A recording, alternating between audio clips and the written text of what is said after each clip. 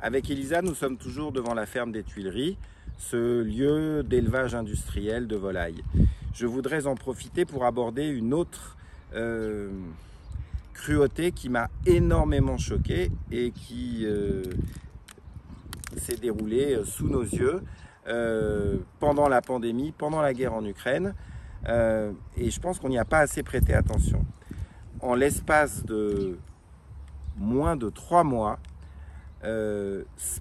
près de 16 millions de volailles ont été éradiquées, tuées avec bien souvent énormément de cruauté, avec bien souvent d'énormes états de souffrance à cause de la grippe aviaire en France. 16 millions d'individus, c'est-à-dire grosso modo à peu près 25% de la population française. 16 millions d'individus, c'est énorme. Pourquoi est-ce que ces volailles ont été tuées? Parce que c'était la seule manière d'enrayer l'épidémie de grippe aviaire. Mais pourquoi est-ce que ça a été jugé par les services vétérinaires et par les services sanitaires comme la seule manière d'enrayer la grippe aviaire? D'abord parce qu'il n'y a pas de considération pour les individus. Il y a une cruauté infinie. Là encore, on les assimile à une variable ajustable, un outil, quelque chose de non vivant, d'inerte. Mais non, ce sont des êtres vivants, ce sont des individus. Là encore, on va privilégier un système d'élevage, l'élevage enfermé dans des bâtiments, versus un autre système d'élevage qui considère beaucoup plus chacun de ces individus élevés, les élevages de plein air.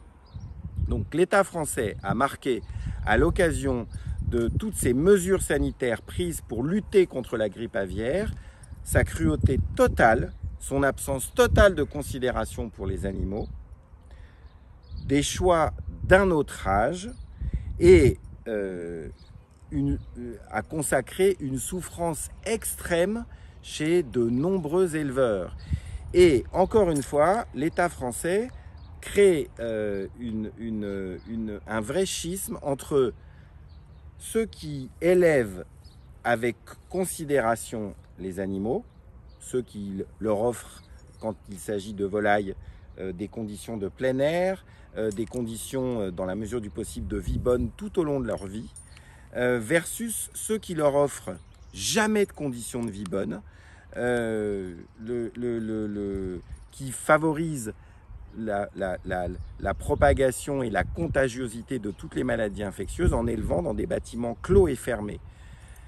Comment se peut-il qu'en 2022, avec tout ce que nous avons tous appris sur la pandémie de Covid, sur la contagiosité des maladies infectieuses, surtout dans des espaces clos, comment se fait-il que l'État français continue à soutenir ces techniques d'élevage qui sont d'un autre âge et dont on a tous compris grâce à l'épidémie de Covid que élever en milieu clos, en milieu confiné, c'est faire le lit de la contagiosité des maladies infectieuses.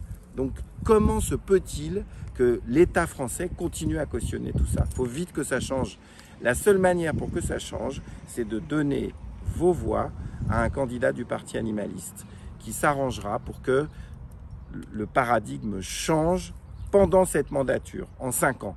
C'est possible avec une volonté politique et un accompagnement économique des éleveurs. Si j'étais élue députée, qu'est-ce que je ferais concrètement ?